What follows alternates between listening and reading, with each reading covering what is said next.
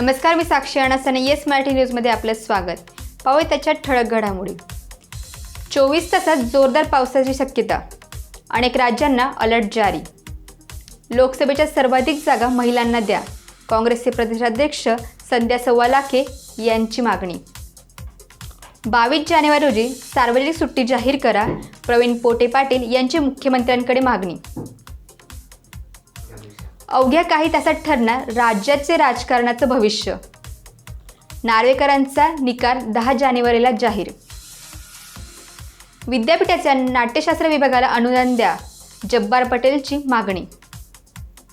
सत्तेचा अहंकार सोडा, रोहित पवारांचा तलाठी भरतीवरून फडणवीसांवर घणाघात. 31 जानेवारीला कोस्टल रोड मुंबई महानगरपालिकेच्या ताब्यात येणार, सुरुवातीच्या दिवसात ट्रायल रन होण्याची माहिती. आता पाहूया ठळक बातम्या विस्ताराने. आज नाशिकमध्ये चंद्रशेखर बावनकुळे व गिरीश महाजन यांचे आगमन. करणार पंचवटीतल्या काळारामाची आरती. पाहूयात त्यावरील एक सविस्तर वृत्तांत. आज दिनांक 9 जानेवारी रोजी दुपारी 12:30च्या सुमारास भाजप महाराष्ट्र प्रदेश अध्यक्ष माननीय चंद्रशेखर बावनकुळे, ग्रामविकास मंत्री माननीय गिरीश भाऊ महाजन यांच्या शुभ हस्ते काळाराम मंदिर पंचवटी येथे महाआरती करण्यात आली. अयोध्या येथे सोमवार दिनांक 22 जानेवारी रोजी प्रभू श्री रामलल्लाच्या मूर्तीची प्राणप्रतिष्ठा होणार आहे. तब्बल 500 वर्ष या ऐतिहासिक धार्मिक सोहळ्याची आपल्याला सर्वांना वाट पाहावी लागली होती. त्या दृष्टीने या आरतीचे अनन्यसाधारण विशेष महत्त्व आहे. याच पार्श्वभूमीवर माननीय गिरीश महाजन व माननीय चंद्रशेखर बावनकुळे यांच्या शुभ हस्ते ही आरती केली जाणार आहे.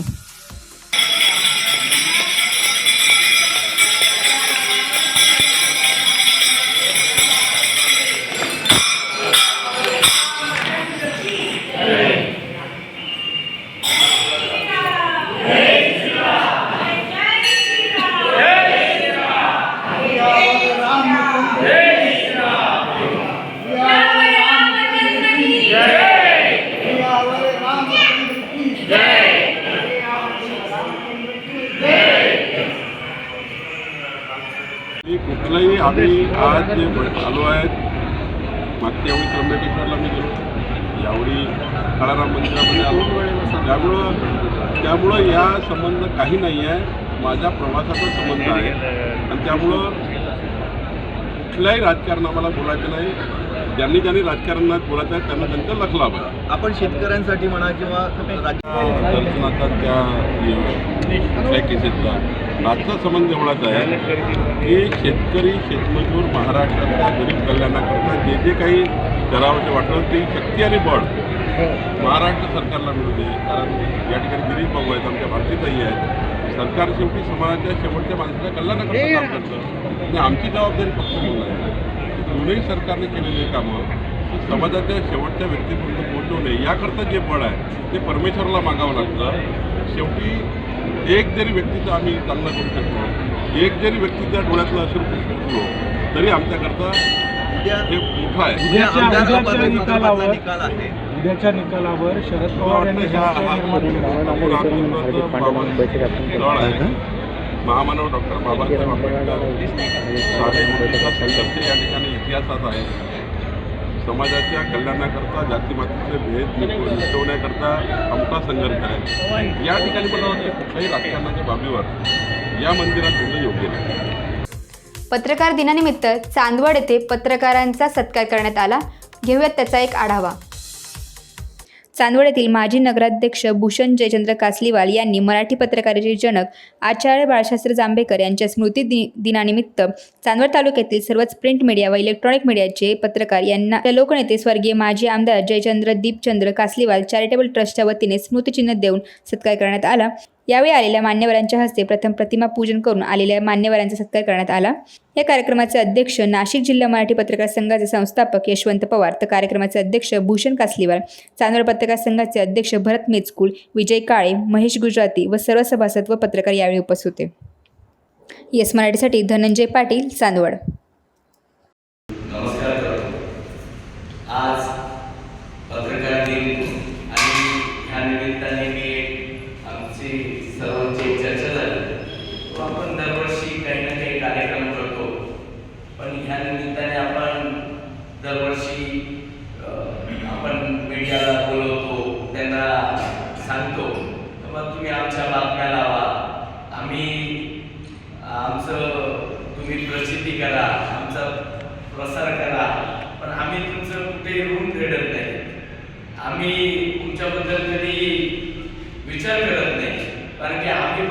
आमचाच विचार करतो आणि आमचा विचार करत असताना आम्ही हा कायम एकतर्फी भाव आम्ही ठेवतो. मला असं वाटलं का आपण कुठेतरी चुकतोय आणि आपण याच्यामध्ये कुठेतरी बदल केला पाहिजे. म्हणून या वर्षापासून मी अशी सुरुवात केली की आपण सगळ्यांचा मान सन्मान हा केला पाहिजे आणि आपला मान सन्मान म्हणजे आमचा मान सन्मान आहे. आम्हाला जे आपण वरती देतात त्याच्याबद्दल नाही तर एक आपुलकी, एक माणुसकी ही कुठेतरी आपण जपली पाहिजे. त्या निमित्ताने आपण सर्वजण इथं आलात, आपला सन्मान झाला. मला खूप आनंद वाटला की आपण सर्वजण आलात. मी आमची नितीन आणि पूर्ण टीम जी आहे, पवारसाहेब, महेश भाऊ, मी सगळ्यांना सांगितलं की बा ज्या पद्धतीने राजकारणामध्ये बदल होतोय बस सगळ्या पक्षांमध्ये दिवसेंदिवस आज हा पक्ष याच्याबरोबर, उद्या तो लगेच बदलून दुसऱ्याबरोबर जातो.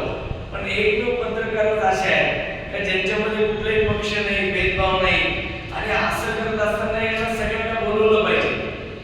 काही जण आले, काही जण म्हटले काही येतो, पण माझी हीच भावना आहे की आपल्यामध्ये सुद्धा हा भेदभाव नाही असला पाहिजे.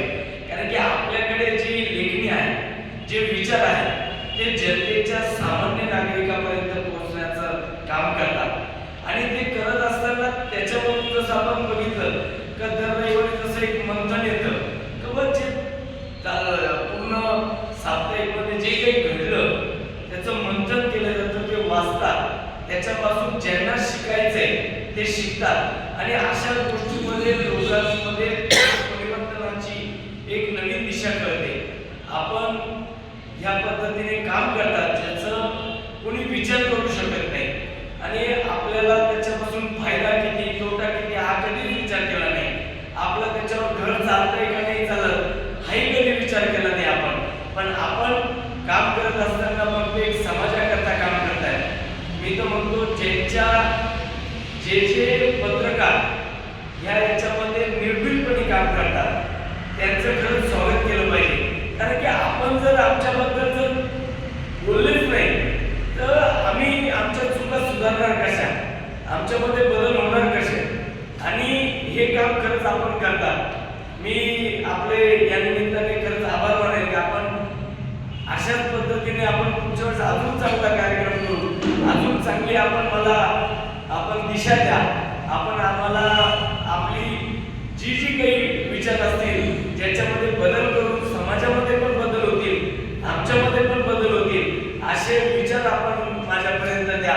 मी नक्कीच याच्यामध्ये बदल करण्याचा प्रयत्न करेन. आई रेणुका देवी आपल्याला उदंड आयुष्य दे, आपल्या सगळ्या मनोकामना पूर्ण हो आणि चांदवड तालुक्याचा आपल्या हातून विकास हो हीच मी आई रेणुकाचरणी प्रार्थना करतो आणि आपण आला त्याबद्दल मी आपले पुन्हा एकदा आभार व्यक्त करतो. पत्रकार हा लोकशाहीचा चौथा स्तंभ आहे, सर्वांना ज्ञात आहे. पत्रकार राजकीय असेल, सामाजिक असेल आणि विविध क्षेत्रातील वृत्त असेल त्याची कठीणी गोळा करतो, संकलित करतो आणि आपल्या लेखीच्या माध्यमातून किंवा प्रसार माध्यमातून, इलेक्ट्रॉनिक्स मीडियाच्या माध्यमातून वर्तमानपत्र जनतेपर्यंत तो पोहोचवण्याचा प्रामाणिक प्रयत्न. 365 दिवस भैया पत्रकार हा समाजासाठी काम करत असतो. एक दिवस असा येतो की तो पत्रकारांचा असतो, म्हणजे पत्रकार आणि प्रत्येक पत्रकाराला असं वाटतं की ज्या समाजासाठी आपण काम करतो, तळमळीने धडपडतो, बातमीदारी करताना जे आमचे अनुभव सांगतो, बाकीच्यांचे पण अनुभव आहे.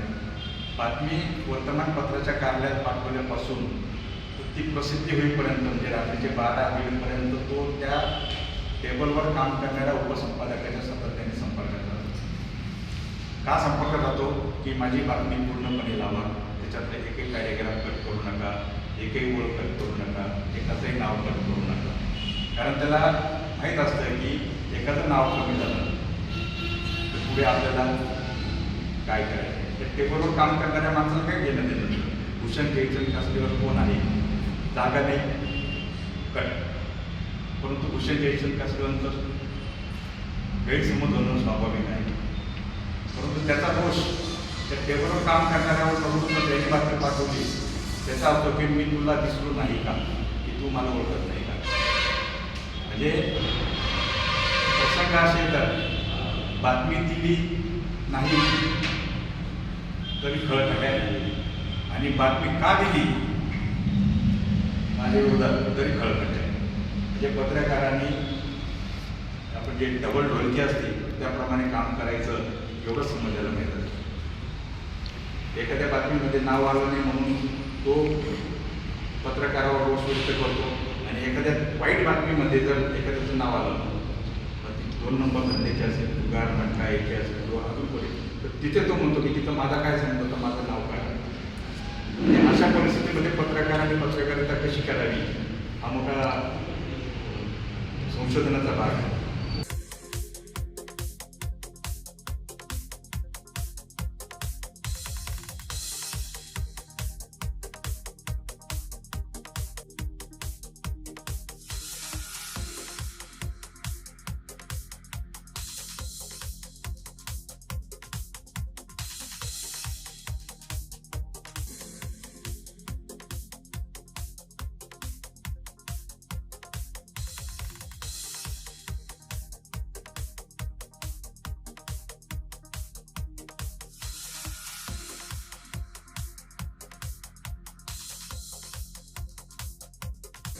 अशाच प्रकारच्या ताज्या घडामोडींसाठी येस मराठी न्यूज यूट्यूब चॅनलला शेअर करा, सबस्क्राईब करा, लाईक करा आणि पाहत राहा येस मराठी न्यूज.